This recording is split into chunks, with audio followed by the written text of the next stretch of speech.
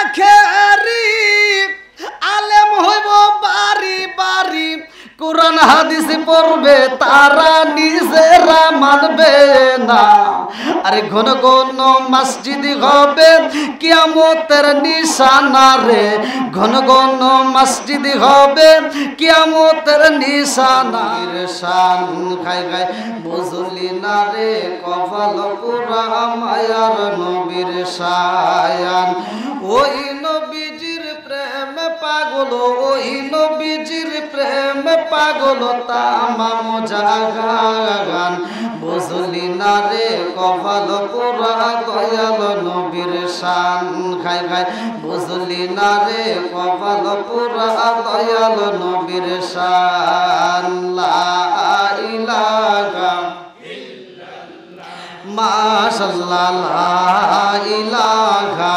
ইল্লাল্লাহ ভালো লাগে লা ইলাহা একসাথে লা ইলাহা ইল্লাল্লাহ আরো জোরে লা ইলাহা ইল্লাল্লাহ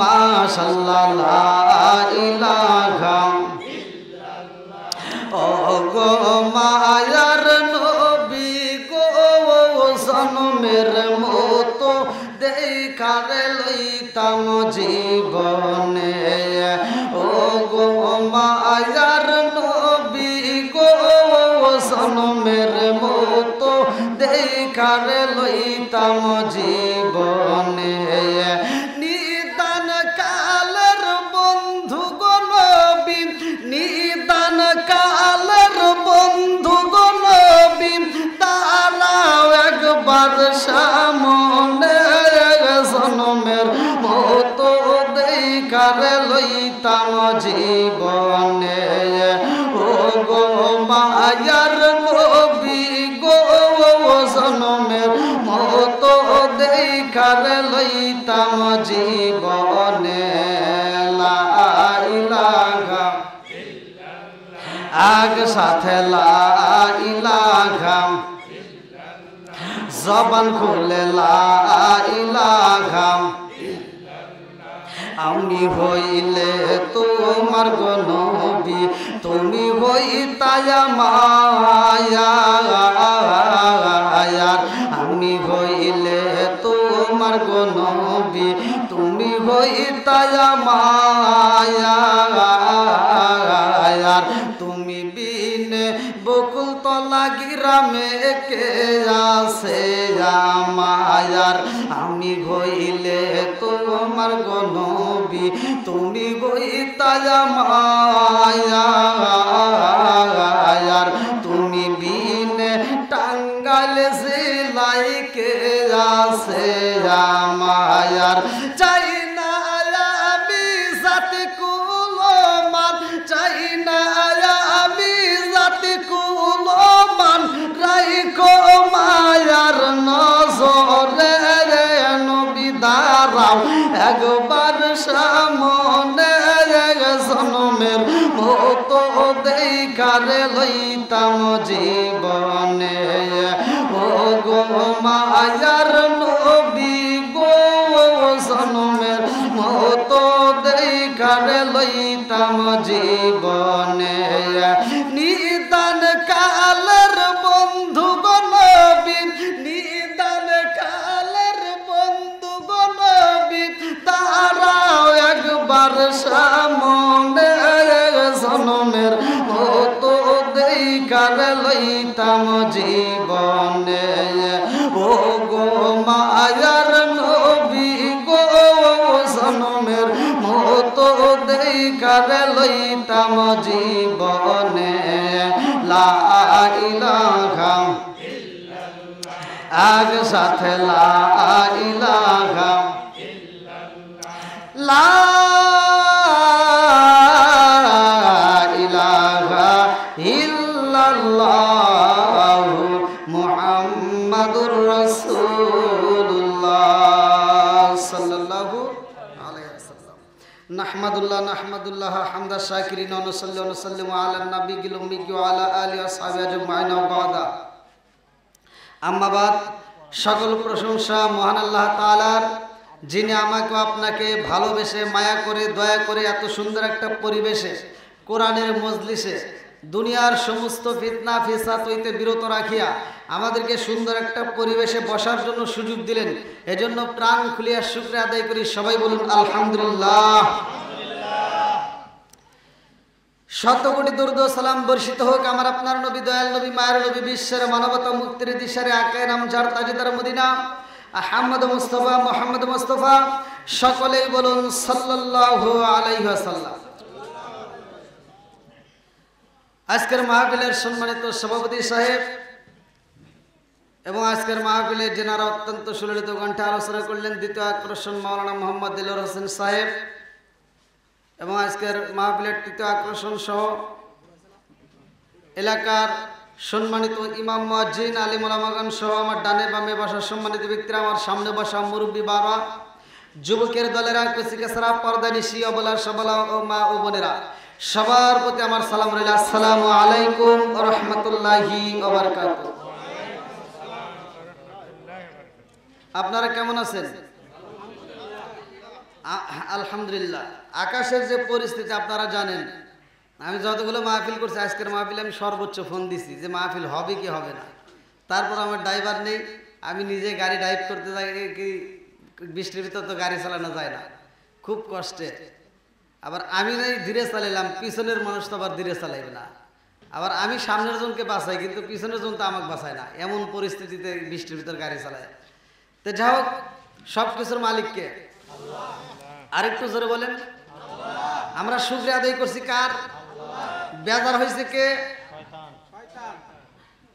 হ্যাঁ, বেজার হয়েছে, খুশি হয়েছে আল্লাহ। বলছে যারা আমার নিয়ামত পাওয়ার পরে শুকরিয়া আদায় করবে আমি আল্লাহ নিয়ামত বাড়ায় দেবো। জোরে কোন সুবহানাল্লাহ। তিনটা জিনিস যে এলাকার ভিতর আসবে ওই এলাকার মানুষ ধন্য। কথা কোন ঠিক কিনা? কয়টা? একসাথে বলেন।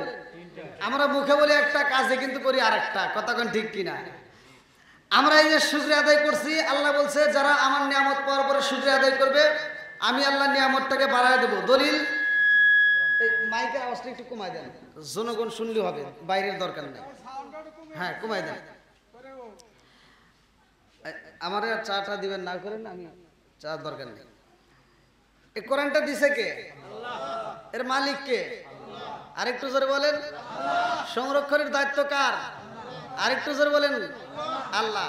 এই কোরআনুল কারীমের ভিতর সূরা ইব্রাহিম আয়াত নম্বর 6 থেকে 7 আল্লাহ বললেন, ওয়া ইস্তাআযানা রাব্বুকুম লা ইন শাকারতুম লা আযীদান্নাকুম ওয়া লা ইন কাফারতুম ইন্না আযাবি লাশাদীদ। আল্লাহু আকবার কোন। আল্লাহ বলছে যারা আমার নিয়ামত পাওয়ার পরে শুকরিয়া আদায় করবে আমি আল্লাহ নিয়ামতটাকে বাড়ায় দেব। এটা কি সুবহানাল্লাহর আওয়াজ হলো? আর যারা নিয়ামতের শুকরিয়া আদায় করবে না আমি নিয়ামতটাকে ছিনিয়ে নেব। শুধু তাই না, আল্লাহ বলছে ইন্না আযাবি লাশাদীদ, শক্ত আযাবে গ্রেফতার করব। জোরে কোন নাউযুবিল্লাহ। আর আমরা রাসূলের উপর দরুদ পড়েছি। আল্লাহ রাসূল বলছে ক্বালা ক্বালা রাসূলুল্লাহ সাল্লাল্লাহু আলাইহি ওয়াসাল্লাম মান সাল্লা আলাইহি সালাতান সাল্লাল্লাহু আলাইহি বিআশরান, যে ব্যক্তিটা আমি রাসূলের উপরে একবার দরুদ শরীফ পড়ে আমার আল্লাহ তার উপর 10 বার রহমত বর্ষণ করে। আর যেই ব্যক্তিরা একদিন দিলে একবার সুবহানাল্লাহ বলবে, আসমান এবং জমিনের মাঝখানে কোনো ফাঁকা জায়গা থাকে না, সব নেকি দিয়ে ভরপুর করবে। এই যে বাঙালি দেখছেন, এই যে এখন বেশি শুনছে নেকি আর সবাই কইছে সুবহানাল্লাহ।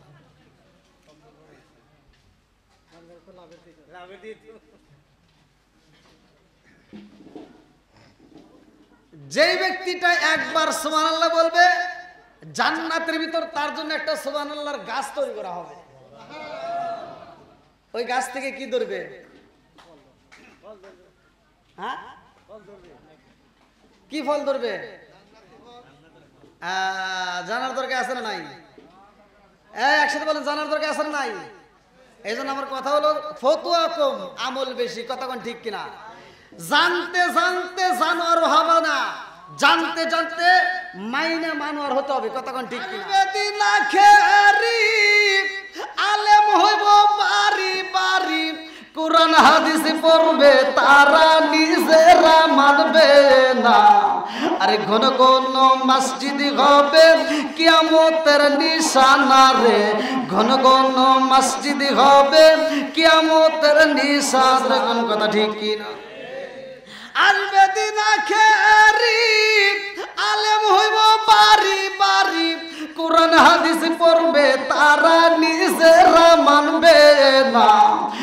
ঘন মসজিদ হবে কিয়ামতের নিশানা রে, ঘন ঘন মসজিদ হবে কিয়ামতের নিশানা।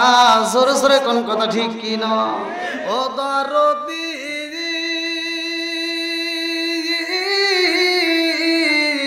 ভাই রাখবে না পায়ের ইমান, একই মায়ের দুই সন্তান, কেহ ভাইজান কারো দিকে ফিরে চাইব না।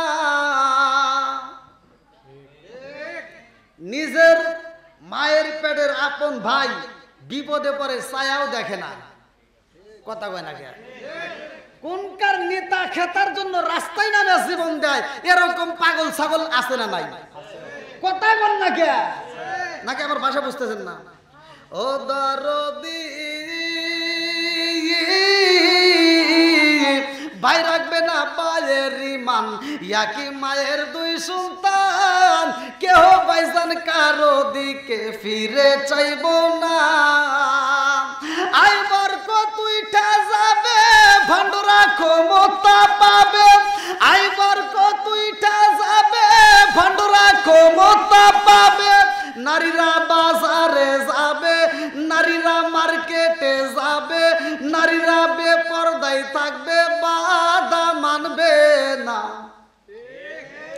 ঘন ঘন মসজিদ হবে কিয়ামতের নিশানা রে, ঘন ঘন মসজিদ হবে কিয়ামতের নিশানা। জোরে জোরে কোন কথা ঠিক কি না? মসজিদ বাড়ছে না কমছে? মাদ্রাসা বাড়ছে না কমছে? হুজুর বাড়ছে না কমছে? গুতাগুতি বাড়ছে না কমছে?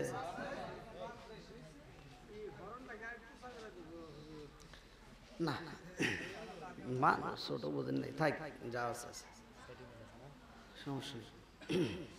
কে আপনাদের কি কষ্ট হইতেছে বুঝতে? একটু আলোচনা কি করতে পারবো? সবাই রাজি? আরেকটু জোরে বলেন রাজি? আল্লাহ কবুল করুক সবাইকে না আমিন। আরেকটু জোরে কেন আমিন। তাহলে প্রথমে আমরা এই যে সুবহানাল্লাহর একটা গাছ লাগাইছি, মনে আছে নি? আমরা আগে এটা ভাঙিয়ে দিয়ে আসি, তারপরে এই সুবহানাল্লাহর অর্থ কি? এই যে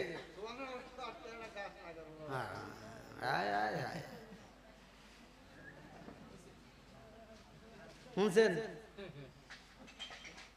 এই জন্য আমি তো মাঝে মাঝে কই, আরে কার কাছে বলিব দুঃখ, আমি কার কাছে বলিব দুঃখ, দরদি মিলে না।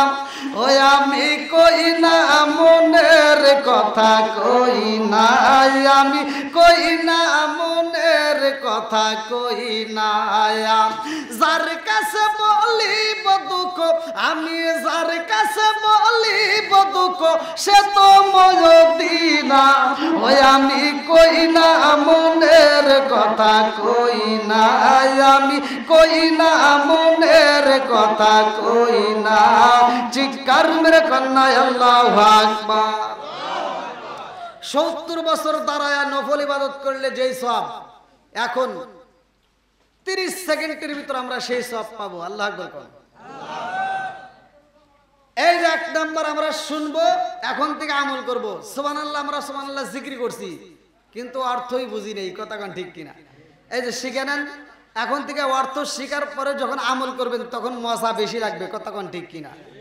আর অর্থ না জেনে আমল করলে মজা নাই, কথা কোন ঠিক কিনা? বন্ধুরা রে আমার কিতাবের ভিতর উল্লেখ করা হয়, একবার সুবহানাল্লাহ বললে আমার আল্লাহ জান্নাতের ভিতরে একটা সুবহানাল্লাহর গাছ তৈরি কইরা দেয়। এ আমার টাঙ্গাইল জেলাবাসীরা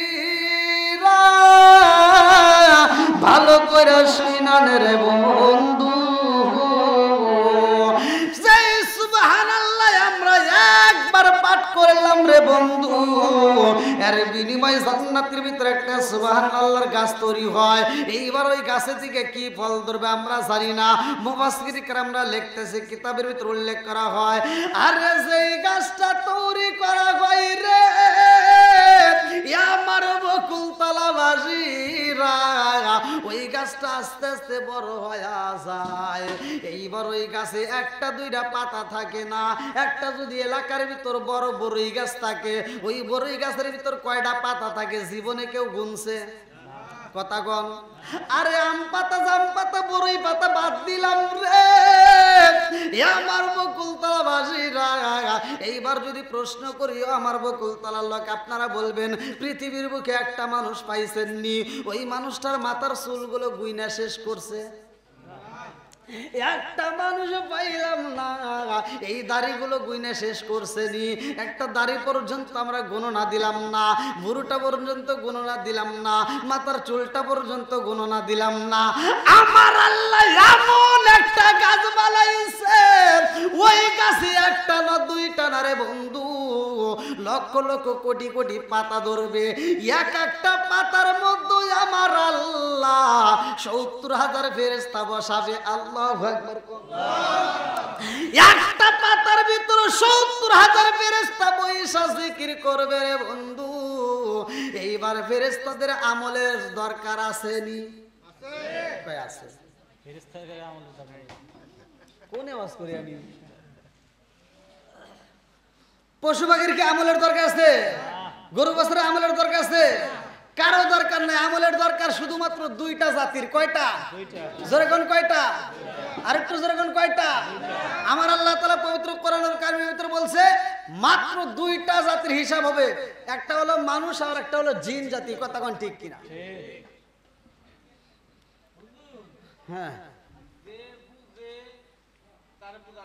ঠিক ঠিক ঠিক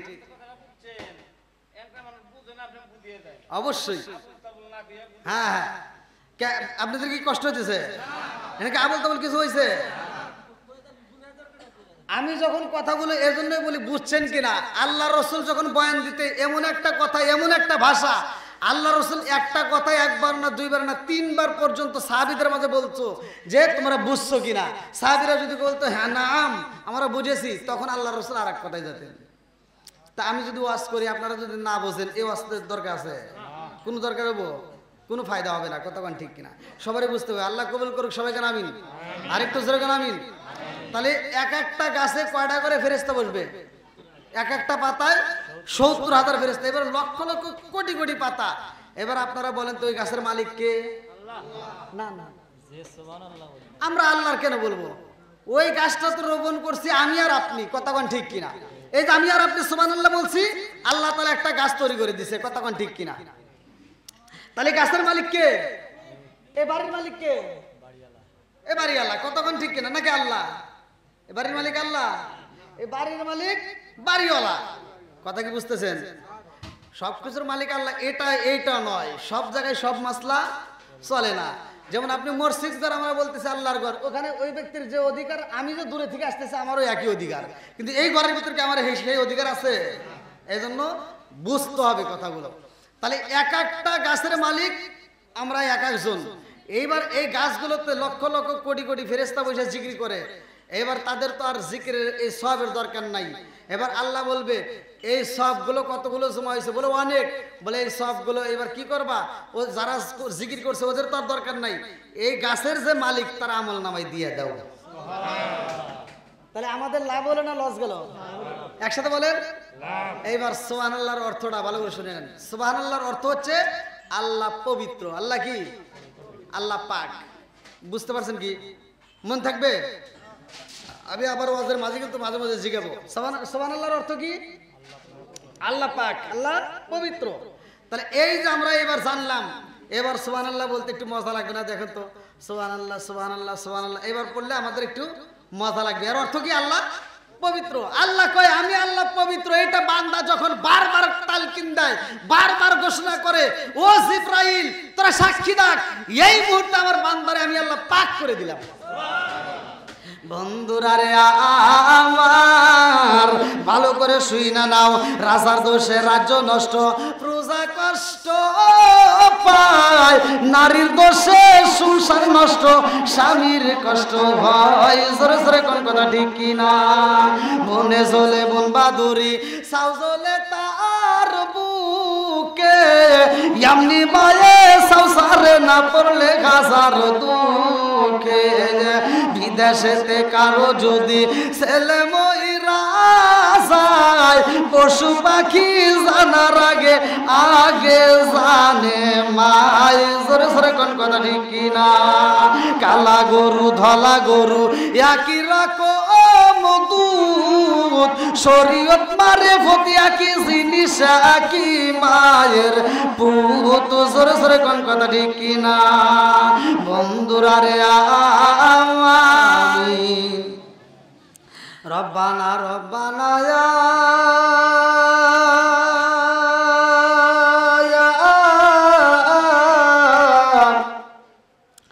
রব্বানা মাফ কইরা দাও জীবনের সব গুনাহ। রব্বানা রব্বানা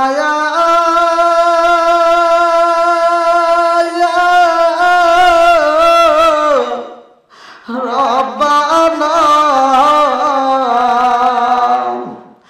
মাফ কইরা দাও জীবনের সব গুনাহ। মরিয়াও গেছে আল্লাহ জাদের মা বাবা, মাফ কইরা দাও কবরে আয়াজা। ও মাবুদ টাকা দেখো রে আল্লাহ, এই টাঙ্গাইল জেলা বকুলতলা এলাকাবাসীরা আল্লাহ আলেম ওলামা সহ মাবুদ গো সম্মানিত হাজী সাহেবের সহ মুরব্বী বাবারা, যুবকের দলেরা, কচিকাচারা, পর্দানিশি আবলা সাবলা মা ও বোনেরা, গভীর রাত্রে তোমার শাহী দরবারে হাত বাড়াইছি। ও মাবুদ খালি হাত বাড়াই নাই রে মাওলা, এই মাহফিলের শুরু থেকে শেষ পর্যন্ত যতটুকু আলোচনা হয়েছে রে মাওলা, ভুল গলতি গাথা গোসল বেয়াদবি মাফ কইরা সবটুকু সোনার মদিনায় কামলিওয়ালা রওজায় পৌঁছায়া দাও। আল্লাহ বাবা তুমি থেকে শুরু করে আজ পর্যন্ত যতগুলো নর নারী বিদায় নিছে রে মাওলা, অনেকের জন্ম দুঃখ মা, অনেকের বাবা নাই আল্লাহ, কারো দাদা নাই, কারো দাদি নাই, কারো নানা নাই, কারো নানি নাই, আত্মীয় স্বজন পাড়া প্রতিবেশী গ্রামবাসী আল্লাহ বিশ্বের আনাচে কানাচে বিড়া বাড়ি বাজার আল্লাহ যে যেখান থেকে বিদায় নিস রে মাওলা, কাজ করে না জানি কারো মা কান্দার কই বেটা রে একটু দোয়া কবরে রাজা বাবি সইতেই পারি না। আল্লাহ না জানি কার মা খান্দার কই বেটা রে, তোদের কাছে একটা শাড়ির আবদার করি না রে বেটা, এক প্লেট ভাতের আবদার করি না রে বাবা, একটু দোয়া কর কবরে রাজা আমি সইতেই পারি না। ও মাবুদ যার মা নাই রে, যার বাবা নাই রে মাওলা, আজকের মোনাজাতের দিকে তাকাই আরে আল্লাহ, ওই জনম দুকুনি মা বাবার কবরগুলো তুমি জান্নাতের বাগান বানায়া দাও। হায় আল্লাহ, খাস করে আমরা যারা হাত বাড়া দিস রে মাওলা, আমাদের প্রত্যেকের তামাম জীবনের গুনাহ খাতা গুলো তুমি মাফ করিয়া দাও। ও মাবুদ রে তাকায় দেখো এই বকুলতলা ঘেরাবে আমার মুরব্বী বাবারা হাত বাড়ায়া দিছে গো, আল্লাহ তোমার কি মায়া লাগে না?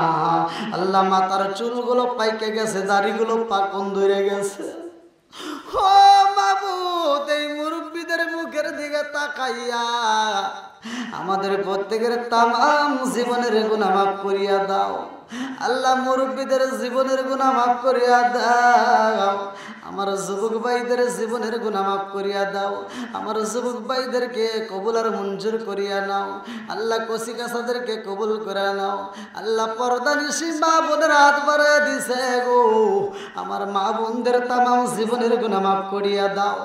ও পর্দানিশী মা মারে একটু চোখের পানি ছাইরা দে রে মা, অনেক কথা বলেছি মা, রাগ করিস না, ভালোর জন্য তো বলেছি।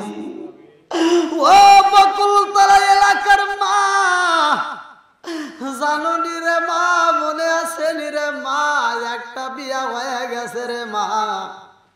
এই বকুলতলা গ্রামে যেই দিন ঢুকছিল রে মা, লাল শাড়ি পইরা প্রবেশ করছো রে মা, একটা বিয়া হইছে কত আনন্দ কইরা, তোমারে গোসল করাইছে মানুষ হাসিয়া হাসিয়া, আর একটা বিয়া তোমার বাকি আছে রে মা, ওই বিয়াই গোসল করাইব তোমারে কাঁদিয়া কাঁদিয়া। ও মা, একটা বিয়ায় লাল শাড়ি বানাইছে, আর একটা বিয়া হইব রে মা, লাল শাড়ি থাকবে না, সাদা শাড়ি পরাইয়া জন্মের মতো সাজাইয়া ওই কবরের ভিতরে দিব রে মা ঢুকাইয়া। ও মা, ওই কবরের ভিতরে যখন ঢুকাইয়া দিব, কোনো বন্ধু নাই, বান্ধব নাই, কেহই নাই, 3 দিন পরে তোমার দেহটা পছন্দ হইয়া যাইব রে মা, এই দেহটা পয়চা দুর্গন্ধ বের হইয়া যাইব, এমন দুর্গন্ধ বের হইব রে মা, ওই কবরের ভিতরে একটা পোকা মাকড় পর্যন্ত থাকতে চাইব না। আল্লাহ এলাকার মা বোনদের তামাম জীবনের গুনাহ মাফ করিয়া দাও। আল্লাহ আজকের মাহফিলটাই আমার যেই ভাই আয়োজন করেছে রে মাওলা, খাস করে আমার ভাইজানের মাহফিলটাকে তুমি কবুল আর মঞ্জুর করিয়া নাও। ও মাবুদ গো, এই বাড়িওয়ালার বাতি যাওয়া সুস্থতার মধ্যে আছে, আল্লাহ তুমি তাকে পরিপূর্ণ শিফা দান করিয়া দাও।